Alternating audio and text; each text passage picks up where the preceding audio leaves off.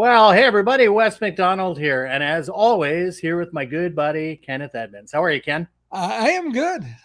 How are you doing? Oh, great for Wednesday, and really great to see you again, and glad to be back doing a show together. And apology to all of our viewers, we didn't really have one for last week, and it was busy. Ken was traveling. I was actually traveling back from an event in North Carolina, so it just wasn't possible. So apologies to everyone for that. And I heard you had some adventures. Cheryl saw something on LinkedIn. I missed, I guess, about some of the adventures you had during your travels. It's true, and I filmed them, so I can't be called a liar. But went deep sea fishing at the event there, and actually accidentally laid into a 400, 500 pound bull shark. So Oh wow! that took an hour and a bit of my afternoon. It was pretty exciting. Okay, and how was your trip down? Was it smooth? Trip down was absolutely probably the worst flying experience of my entire life. Yeah. So you want to talk trains, planes, and automobiles. For anyone else that's tuned in today, go ahead, share your business travel horror stories or personal travel. But the East Coast before a long weekend in 2023, just don't do it. So my flights were canceled when I got to the first airport, had to drive in an Uber an hour and a half to get to another airport. And then from there, fly to an airport that wasn't close to the event, that was actually 2.5 hours away, and take another Uber for 2.5 hours to get to the actual event location. So it was challenging, but what a beautiful place. It's all worth it, right? Yeah, but yeah, it's definitely a challenge. And that's not where we are today. And see, you got the banner up there. We always love hearing where people are watching from. So where are you watching from? Looks like Ken and I are both back in the home office. So I'm joining you from Canada. And Ken, where are you in today? I am in Central Florida, enjoying a real heat wave here. In fact, I saw a thing that said the water temperature offshore is in the 90-degree range all along the Florida Peninsula. Well, that is not good at all. And No. hey, good morning to Guy and also to Greg Walters. So don't forget, let us know where you're watching from. And looks like Guy's ahead of me. So Ocala, Florida. So he's experiencing some of that heat wave. And probably a good time to introduce our guest today, right? So, for those, anyone in business understands obviously that how important our teams are, but we don't always necessarily have the education and the tools to be able to drive those teams. And our guest today is amazing. Thomas Keil is professor of international management. I won't say where he's from because we're going to bring him in now. And Thomas, can you share with us where you're joining us from? Hi, guys. First of all, good morning, everybody from the US. I'm joining actually from Zurich in Switzerland. So here it's 5 p.m. We are in the afternoon. Welcome, everybody. Yeah, and that's great. We were talking a little pre-show kind of about your weather as well. So I understand that you've had some pretty unprecedented hot weather and, things happening there as well. So, yeah, we're having that here too. So it'll be the hot episode. And looks like Greg, horror stories from the weather. Yeah. Looks like Greg is joining us from the Northern Command in Michigan, just back from Wisconsin. So welcome back, Greg Walters. All right. So the other thing that we invite people to do, obviously, have any comments and questions for our guests, please feel free to input them into the chat. We'll get to them. If you're here live, we'll see them. And remember, this show is recorded and will be broadcast in perpetuity on LinkedIn, Facebook, and YouTube. So, if you need to get to those questions later, we will still get to them and answer them for you. So please make sure that you leave them today. And Ken, maybe I can get you to take over. And, one of the first questions that we want to ask our guest today. Okay. And so let me ask you this first of all. You want to give us just a little tiny bit of your background and what you do? All right. Let me say, I'm a career academic. I do a lot of research work, but I have the great pleasure of working together with a C-level leader on a regular basis, on writing books on topics like CEO succession, leadership teams, board designs. So I work with a lot of senior folks on how they build their top management teams. And that's what I do as a living. In addition to being a professor here at a business school. Okay, well, very cool. Now, we're going to talk today about building leadership teams, and this is something I am really passionate about. In fact, it's one of the things I stress with my service managers that I train, that they need to develop the credibility and the business acumen that they're considered part of the leadership team. In fact, I tell them that their goal should be to be so respected by the owner that when they leave the business, they're the guys that get the keys and the checkbook. Because having a strong business team is so important, especially when you want to grow past that entrepreneurial stage. So I have a question for you. What kinds of leadership teams achieve success, and what are the kinds that are prone to failure? You see, we all want to have a single recipe, a one size fits all approach. And what really strikes us in our research is that it could become a very long answer, because there is not a single way of teams that can achieve success. Rather, the types of teams that achieve success is very situational. There are some specific ways that can work. We find 3 types of teams that are successful. You can be successful by focusing on unfettered competition. So you bring in really the best people that you can find. You let them compete with each other.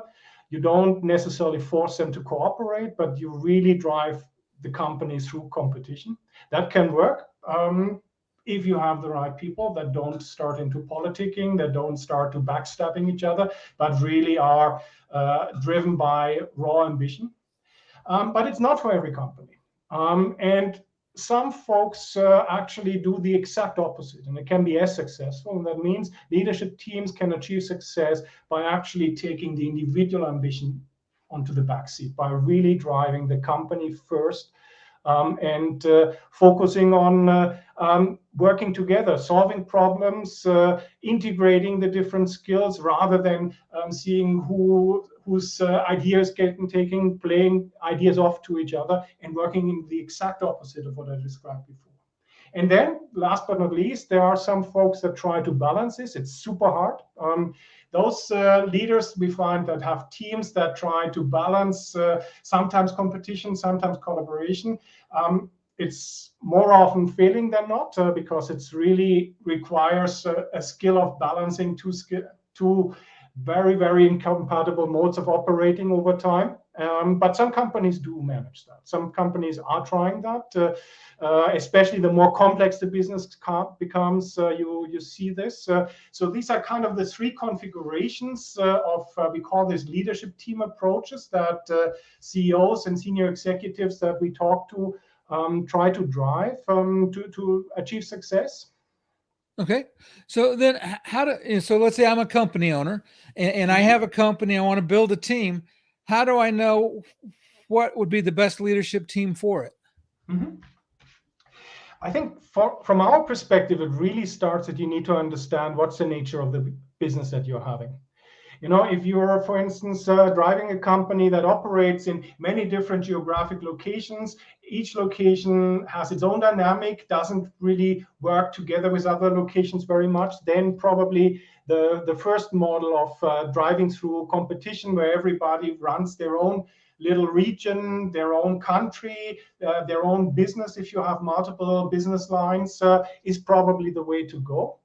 On the other hand, if you have a much more integrated single business company, then probably the second approach of putting competition on the back burner and actually working very closely together, having people really playing off each other, is the better approach.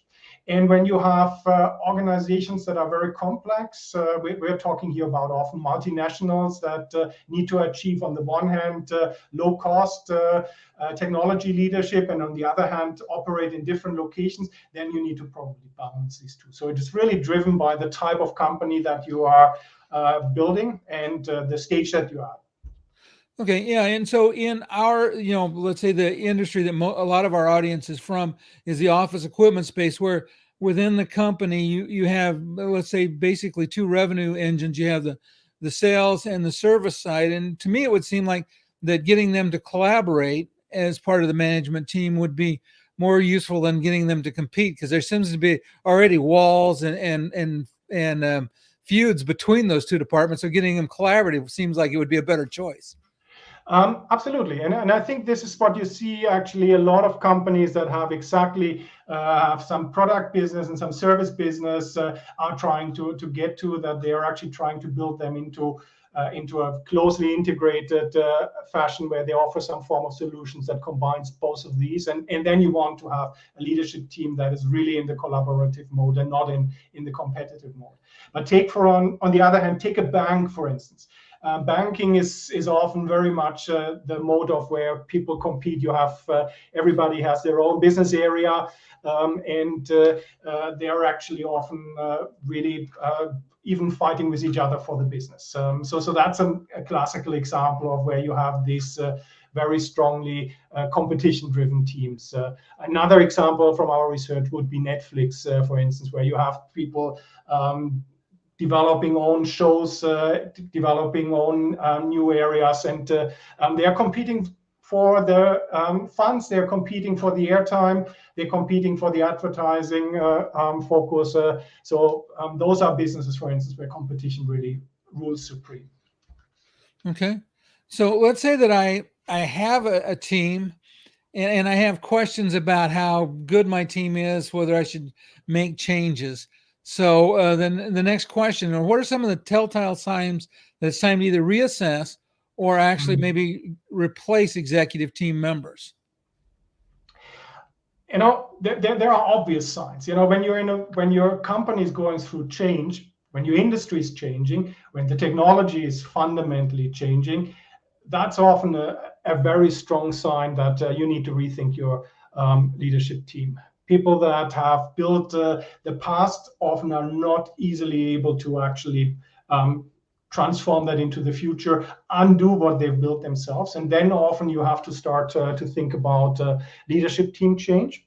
That's the most obvious situation. A little less obvious is if you as a leader have been around for a while, and you need to start to take the company to the next level. You need to think very hard, can you do this with the same people? For instance, if you're starting in if you're building an entrepreneurial company, very often you have a situation where you have a group of folks around that you rely on to build the company, to get it off the ground. And then you're starting to get to the next stage where you need to professionalize things, you need to put in more corporate-like structures, and it's very often not the same people that can do both of that. So when you're changing your mandate of what you want to do as a CEO, as a senior executive, you need to think about, is my current leadership team capable of doing that? And then last but not least, often there is also the point of that leaders do over time stagnate. We all human. You can only run hard so and so long. Sooner or later, some of us are out of ideas for the current organization. If you've been around for a long period of time, sometimes you are no longer really getting new ideas out. And then it's again time to think for a leader to say, okay, maybe I need some fresh blood in there. Doesn't mean that the old leader has been bad or has been not successful, but it's just simply that over time we all have only our one bag of tricks, and once we've emptied that, it's time probably to do the magic in another organization and for the organization to bring in somebody fresh. That's very healthy over time to do that. And those are kind of the three situations we find often. Okay, and I love it, especially that last one, because sometimes it's hard for a business to adapt. And I look at in our industry, we have a lot of people that have been in their roles in their company for since day one. And they started in an entrepreneurial mode. They built a business, and they may not even have adapted a real leadership team. In other words, they may not have any corporate structure. They may have some managers, but there's not really anybody they sit down in a room together to discuss the future and how to go that way. So what are some of the things in that situation that a business owner should think about and maybe even reflect on their own, let's say stagnation. I'll have to use that word. I don't know of another one. You're really hitting a point there. Especially with entrepreneurial companies and with companies where a person built the company, that eventually you need to reflect if you're the right leader at the top as a starting point. Super hard. I mean, who of us likes to say, hey, I was successful. Now I'm no longer the right guy, the right girl for doing this. But when you see very often when you have these transitions, we notice that founders are no longer the right people at the top, and you may need to rethink. And I mean, even if you can make the transition, you may say, okay, now I will bring in some professional people under me that take care of leading functions that I don't have the know-how for instance. That's exactly when you need to reflect about your leadership style, because what you often see, especially in these owner-managed companies, is that the owner, the leader, is very hands-on. They're trying to do everything themselves. And when you then start to say, okay, I want to take this step back, you need to start to reflect on what's going to be your leadership approach going forward, because it has to be a different one. It cannot be the hands-on. You need to think about bringing in different people with different capabilities, and it needs more hands-off leadership from the owner. Well, and I wonder if you've studied this at all. And sorry, I've been in and out because obviously I work from a home office and my dogs are misbehaving a bit. But I wonder sometimes, obviously, when change has to happen, I know that myself, my leadership style, the kinds of things that I like to do are very much building, right? So taking an idea either through skunkworks or, through early iterations, and then knowing when, to hand that off. But I think I've also been very fortunate in my career that for many of the folks that I've worked with or for is to say that, okay, we don't need you for this anymore. That's kind of going the way that we need it to. Can you move over here and do this for us? And I can think of a few other examples of people that I work with that have gone through kind of a leadership transition, but internally. Is that, fairly common from your studies as well? You see, we see this a lot. And I say there's a good version of it and there's a bad version of it. I think there's a good version where you really start to rethink and saying, okay, maybe you had so far this responsibility, maybe you've been leading the whole company. Maybe the next stage is that you become just the CTO because you need somebody as a professional leader on top, or you become the chief marketing officer because this is really what you excel. And that makes a lot of sense. What we see sometimes leaders do is that they develop some form of an elephant graveyard, so that they are keeping people on without giving them something meaningful to do, and because they've been loyal, they've been doing superb work. You don't want to fire them. You don't want to put them, and you keep them around, and that can become very, very destructive. So if you're kind of do this in an enlightened way, if you're really saying, okay, I let you focus on something that you're really good at, even if I may reduce your responsibility. Cool, absolutely. We see this works and it's great. If it turns into this graveyard thing, don't go that way. It's really horrible. We see this a lot in Germany, where Germans are not good at firing people late in their career, and we see these people around, and they still have political influence. They still are around and on the payroll, and it just doesn't work for the company, and it doesn't work for the people, if you're really honest, either, because they are unhappy. They're looking back because they're not put into something where they can excel. Well, I'm glad your answer on that was nuanced on both sides, right? That there are opportunities for that where they're a fit, and to be well aware that there are many times when it's just not going to work, right? Yeah. Okay, so I'm going to take this. I have a question up. I'm going to modify it slightly. So let's go back to the thought of a company where you have a sales team and a service team, and now we're trying to bring the sales and the service up and put them at the executive level. And hopefully, and I tell my service managers this all the time, it is their job to train their replacement. So hopefully the owner has been providing the training his managers need so that they can step up. And too often that doesn't happen. And I understand that. But let's say they've been giving them a little training. Now you have two people coming into the management team that have maybe very different vested interests. So how do we tap into this and make this into a collaboration that really drives progress in the company? So, I mean, if it comes from these different interests, I think it's the leader's role is super important in being transparent what is acceptable and what is not. Because especially what you're describing is, you may have one person that's driving purely a more competitive approach, the other person may be more collaborative, and then you very easily have the situation that one runs the other over because they come with different perspectives.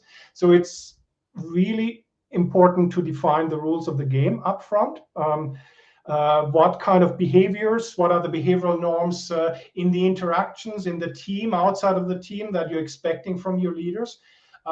Being transparent and being very explicit about that is super important. But there's another element to that, and that is you as the CEO or executive that runs this, you have to think very carefully on how you actually leverage the skills that the different people bring in. This comes to this broader idea of we talk so much about diversity, diversity in gender, in nationality, in ethnicity, etc., etc. And we stop it in, yes, I want to have these different people there, but we really very often do not enough think about how actually do we get these people to work together. Because that means more work, more effort, and it means that you actually have to make sure that you leverage these different ideas. And for instance, a very silent person, a collaborative person that may not jump at first, you may need to encourage, you may need to bring in. So as a leader, you need to think of, how are you going to leverage these skills that you have on board? And that, again, requires planning, norm setting, etc. Yeah, I like what you said about the norm setting. I went through an exercise, and it stems from a process in Japan where you basically get a bunch of people in a room, and you sit down and you brainstorm ideas, but you can't knock down anybody else's idea. What your goal should be, and I think this is a great thought as a rule for a meeting like this, is that your goal is to try to figure out how to take their idea and make it better. And just keep working with the idea. With everybody says, okay, let's assume that we can do this. Let's figure out how can we make it as good as possible before we decide yes or no. I don't know, Ken. I think that's a terrible idea. Yeah, I know. That's your problem. You always think everything's a bad idea. I don't even know why I partner with you on this show. No, of course I only joke, right? But I think that's really an important thing that you raised there, Ken, is how do we approach that? And Ken, what you're just describing is a type of approach that you would use in the collaborative team. When you're really trying to collaborate, because then it's really about playing off each other's ideas, not shooting ideas down, forcing people to hold back when they say, hey, I have something better, to just develop everything as far as possible. It's not necessarily the approach that you need in every team. In some teams it's just, okay, let's throw the ideas, let's pick the best, and let's run. Also, that can work, but you need to be mindful in what mode you're operating. And if you have collaborating people, they will not thrive in that competitive setting unless you do something about forcing these norms that you just described. Yeah, I worked for a company called Print Audit for a lot of years, and the leader, John McInnes, when we would do our executive sort of huddles every quarter to do the planning, for the year, especially year end, one of the things that he did, and I think it was a much more competitive style of that approach, was it's like, look, you can bring any ideas that you want to the table, but we're leaving with 3. So there could be 10. One of yours may end up there. You may think it's the most important thing to drive the company forward, and it may not, right? And that took a little getting used to, but I think it was a little more competitive. However, once we got through that, then the collaboration began on the 3 things that remained, right? So if it's kind of a hybrid approach, is that practical sometimes as well? Yeah. And that's exactly, let the best idea win is a perfectly acceptable approach. It's very successful, especially when the less you need collaboration in the individual businesses. there are many businesses where stuff happens in the regions, stuff happens in different product areas, have very little to share. So forcing collaboration on things where nobody benefits is a waste of time. It's a waste of energy, and people just go into these management meetings and say, I hate it. It's again wasting my time. So don't make people do this. I really love it. I'm really walking away from this today personally with the idea that collaboration and competition both have their place, that it's not which one is better, but what's the most appropriate application, right?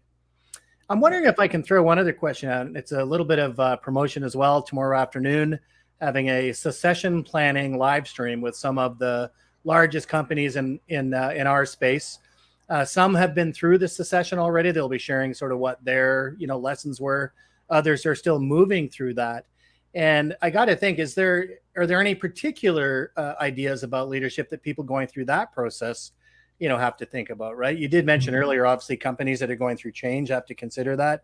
Is that another example of that? You see, succession planning is something we looked at very intensely when we did our previous book on CEO succession. So there we really took a deep dive into that. And in general, there are so many organizations that go through this. It's just a paper exercise. Oh yeah, we have a wonderful succession plan. If John leaves, then Mike will take his place. If Linda leaves, there's going to be Jill or Fred, and it's a paper exercise. And then when something happens, actually they start from scratch. It's like, oh no, Linda isn't ready, or John isn't really ready. So transforming that from this type of a paper exercise into a lived, regular work where you actually provide your next generation leaders with the skills that they will need, where they get the assignments, where they get opportunities to prove themselves to the executive team or even to the board, so that they actually develop the skills needed. That's the way to go from moving from these paper exercises, which are, again, a tremendous waste of time, towards something that actually allows you to have succession from inside. And most of the time, when you have the majority of succession, I would say 60-70% from inside, that's a healthy thing. You want to bring in some people from outside, 20-30%. You need to renew the blood, you need to bring in new ideas. But the reality is external hires are much more risky. They more often fail. So having some 60-70% internally is great, but you need to work to get people ready. And that's really the key insight I would share from this. Yeah, I love what you say there, because I think also that when you think about that 60-70% internally, they understand the culture because they probably helped build it, right? They understand kind of how the organization works with their customers. And I got to think oftentimes, and I'm just guessing here, well, no, I'm not. I'm old enough to have seen it happen. But when people come into an organization, sometimes there's a tendency to change things for change's sake, right? Like, I'm going to put my stamp on this. Interesting. Yeah. And I would say associated with that, I'll come back to you in just 1 second, because I want to build on his thing. Is the other side is on the internal side, because somebody is from the outside, there can be like a wall of resistance that goes up. So I could see some issues there. Go ahead. I'm sorry. I didn't mean to jump on you there. No, very much. I think I see this as well, that with the external hires, we see this resistance on the one hand. People bring in solutions that don't necessarily work in the organization. They have their standard set of solutions from elsewhere that don't necessarily work or need time to adapt. So it takes longer in general. And there's a lot of this, what you said, change for the sake of change. I've been hired to so I need to show something, and ideally I need to show it quickly, because in the first 3 months I need to show some change, some quick home runs, and it's not necessarily working well like that. So that's why internal succession is great if you have the bench to, and you need to work. You need to have a lot of effort in terms of bringing in the skills and the breadth. Ideally, you want to have 2 candidates for every job with different skill sets, because it's not just bringing in somebody new, because it depends on what is the challenge that you're facing at that time. So you want to have somebody who maybe can more continue what is currently going, and you want to have somebody who can transform things, and those are different skills. Ideally, you want to have candidates with different profiles for every position that you're trying to fill. Well, I love it. And listen, I want to respect your time. I cannot thank you enough for joining us today. Mm-hmm. And obviously for all of our viewers and in some cases, listeners, for those that are just listening to what we're doing today, thank you very much for that as well. And just want to make sure people have the right place to get in touch with you. So obviously I'm going to bring up your webpage again, and you can see that here, folks. So the Next Advisors, that you can find it there. I'll just put up the link here, and you can see it there in the recording. nextadvisors.ch, leadership team, to learn more about that. Also on LinkedIn, obviously, which is one of my favorite places to connect with people. And you can find Thomas Keil there as well, and make sure that the link is there. And Ken, maybe you want to talk a little bit about next week's show. Okay. Actually, let me find the banner for it. Yep. Next week we have with us Grant Miller. He's going to talk about future-proofing your business. It's going to be a lot of fun. I think all of us need to think about that subject, future-proofing our business. So we want to encourage everybody to come back. He said we're live every Wednesday, well, almost every Wednesday at 11 a.m. Eastern time. So join us next week. Future-proof your business with Grant Muller. All right. And I don't know if you can take that away for a second. Just want to make sure that we get a chance to say goodbye to Thomas personally. So Thomas, once again, cannot thank you enough for joining us today and sharing your expertise with our business viewers and listeners. Thank you. Ken West, has been a true pleasure. And everybody, please feel free to reach out if there was anything that you found interesting. That's great. And as we always like to say, Ken, or as I like to say, until next time, keep learning and keep leveling up. All right. Until next time, everybody. Take care.